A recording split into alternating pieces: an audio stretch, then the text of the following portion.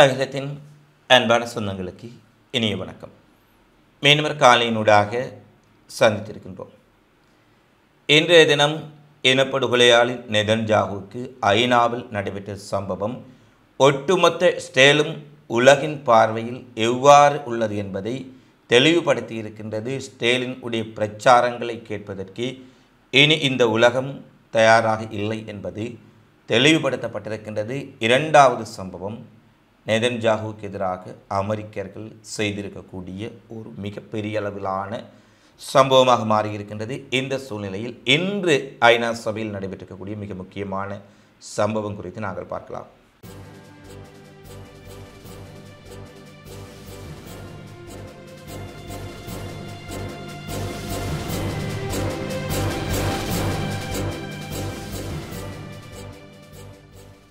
ஐக்கிய நாடுகள் சபையில் கடந்த 2 தினங்களுக்கு முன்பாக பாலஸ்தீனத்தை தனி நாடாக அங்கீகரிப்பதாக பிரான்ஸ் அதிபர் இமானுவேல் மேக்ரோன் தெரிவித்திருந்தார். அதனை அடுத்து நூற்றுக்கணக்கான நாடுகள் பாலஸ்தீனத்தை சுதந்திர தேசமாக அங்கீகரிப்பதாக தங்களுடைய ஆதரவை தெரிவித்திருந்தார்கள். அமெரிக்கா ஒரு சில நாடுகளை தவிர, அமெரிக்கா, அர்ஜென்டினா போன்ற ஒரு சில நாடுகளை தவிர உலகின் பெரும்பாலான நாடுகள் பாலஸ்தீனத்தை அங்கீகரித்ததுடன் ஸ்டேலின் உடைய இனப்படுகொலை நிறுத்தப்பட வேண்டும் என்பதை தெளிவாக பேசியிருந்தார்கள். ஆனால் ஸ்டேலின் உடைய பிரதமர் இனப்படுகொலையாளி நெதன்யாகு ஸ்டேலில் இருந்து புறப்படுவதற்கு முன்பாக பாலஸ்தீனத்தை யாரெல்லாம் அங்கீகரித்திருக்கின்றார்களோ அவர்களை நான் சும்மா விட மாட்டேன், அவர்களுக்கு ஸ்டேல் யாரென்று காட்டுகின்றோம், அவர்களுக்கு மிகப்பெரிய பதிலடியை கொடுப்போம் என்று மிகப்பெரிய அளவில் வீராவேசங்களை, ஏனெனில் இதை சொல்லித்தான் அந்த நாட்டில் அவன் பிழைக்க வேண்டும். ஏனெனில் மிகப்பெரிய ஊழல் மோசடி குற்றச்சாட்டுகள் எல்லாம் நெதன்யாகு மீது சுமத்தப்பட்டிருக்கின்றது. அவற்றிலிருந்து தப்பிப்பதற்கு இந்த போரை தொடர்ந்து எண்ணெய் ஊற்றி தீயை வளர்ப்பது போல இந்த போரை நீட்டித்து கொண்டே இருக்கின்றார். இந்த சூழ்நிலையில் தான் ஐநாவில் பாலஸ்தீனத்தை அங்கீகரித்த நாடுகளை நான் அப்படி செய்ய போகின்றேன், இப்படி செய்ய போகின்றேன் என்று நெதன்யாகு கூறிவிட்டு சென்றான். ஆனால் நெதன்யாகுவுக்கு மிகப்பெரிய சம்பவத்தை அங்கே இருக்கக்கூடிய நாடுகள் அனைத்தும் ஒன்றிணைந்து செய்திருக்கின்றார்கள் என்பதைத்தான் நாங்கள் தற்போது தெளிவாக பார்க்கக்கூடியதாக இருக்கின்றது. குறிப்பாக நெதன்யாகு ஐக்கிய நாடுகள் சபையில் பேச ஆரம்பித்தவுடன் அங்கே அமர்ந்திருந்த உலக நாடுகளின் தலைவர்களும் முக்கியமான பிரமுகர்களும் வெளிவிவகாரத்துறை அமைச்சர்களும் தங்களுடைய ஆசனங்களை விட்டெழுந்து உடனடியாக வெளியேறியிருக்கின்றார்கள். அதில் பலர் கூச்சமிட்டவாறும் ப்ரீ பாலஸ்தீன் என்ற கோஷங்களை எழுப்பியவாறும் இனப்படுகொலையாளியினுடைய முகத்தை பார்ப்பதற்கு கூட அவர்கள் விருப்பமில்லாமல் அவர்கள் வெளியேறக்கூடிய காட்சிகள் நெதன்யாகுவுக்கு பேரதிர்ச்சி ஏற்படுத்தியிருந்தது.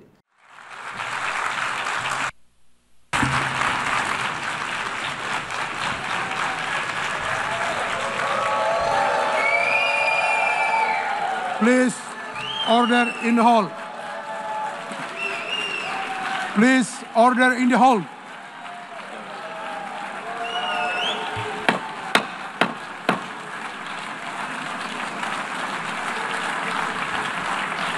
Please order in the hall.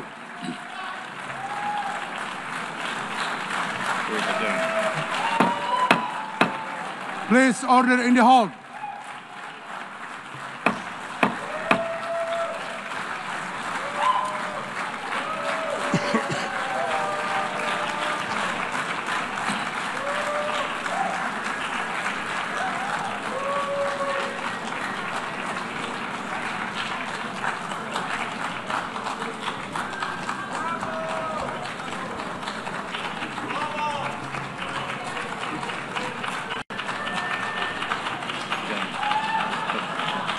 Please order in the hall and please be seated.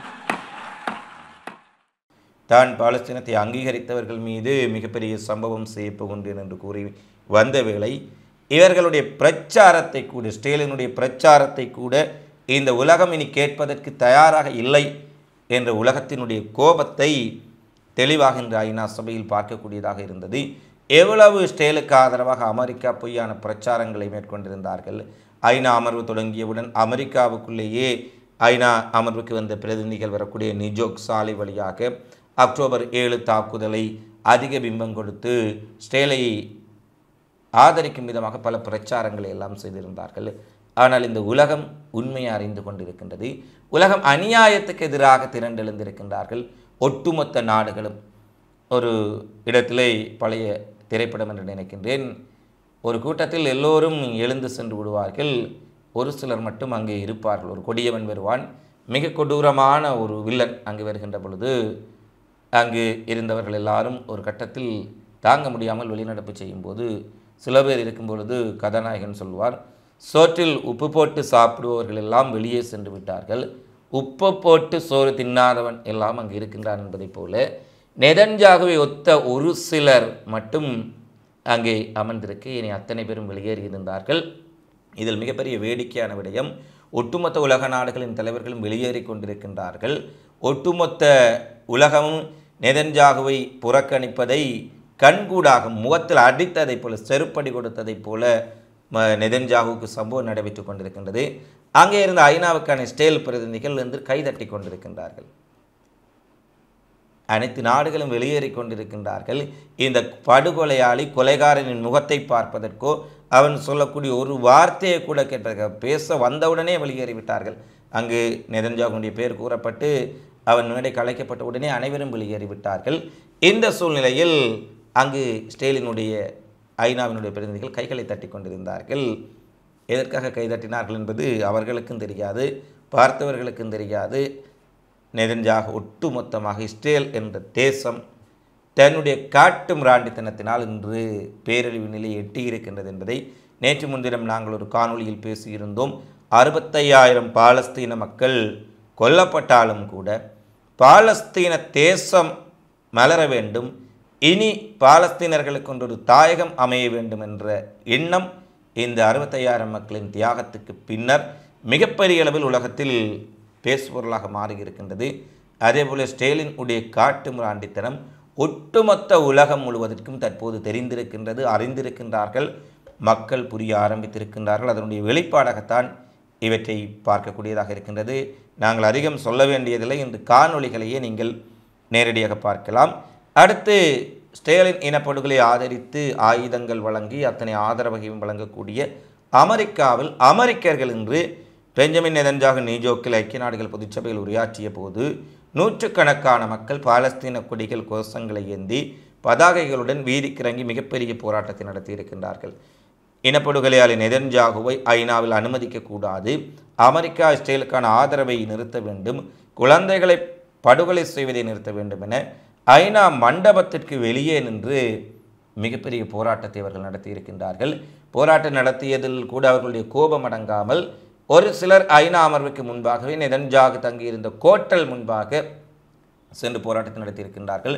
அங்கு மிகப்பெரிய ஒரு இராணுவ படையை நிறுத்தி நெதன்யாகுவை அமெரிக்காவில் பாதுகாக்க வேண்டிய ஒரு தேவை ஏற்பட்டிருக்கின்றது ட்ரம்புக்கு. அமெரிக்கா இஸ்ரேலை ஆதரிக்கக்கூடிய நாடு, இஸ்ரேலின் இனப்படுகொலைக்கு உதவி செய்யக்கூடிய நாடு. அந்த அமெரிக்காவில் கூட அமெரிக்கர்கள் கிளர்ந்தெழுந்திருக்கின்றார்கள். நெதன்யாகு ஐநாவுக்குள் வந்தவுடன் மிகப்பெரிய போராட்டம் வெடித்திருந்தது. அது தொடர்பான நேரடி காணொளிகளை நீங்கள் பார்க்கலாம். பல்வேறுபட்ட அமெரிக்க ஊடகங்களில் வெளியாக இருந்தாலும் தமிழ் ஊடகங்களில் அந்த காணொளிகள் பெரிதாக வெளியாகவில்லை. அவற்றை நாங்கள் நேரடியாக உங்களுக்கு பதிவேற்றுகின்றோம்.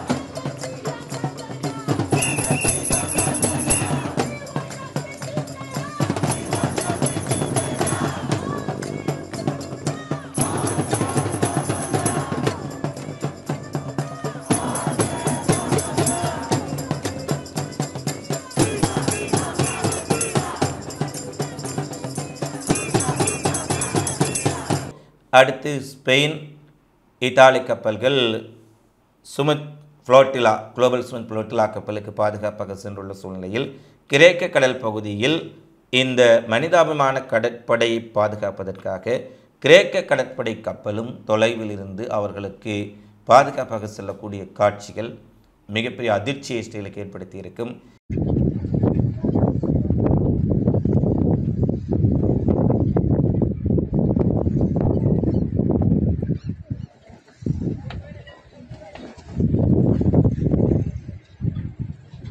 எனவே அநியாயக்காரனுக்கும் அக்கிரமக்காரனுக்கும் நல்ல நேரம் நீண்ட காலம் நீடிக்காது. இஸ்ரேல் உலகம் முழுவதும் தனிமைப்படுத்தப்பட்டு கொண்டிருக்கின்றது.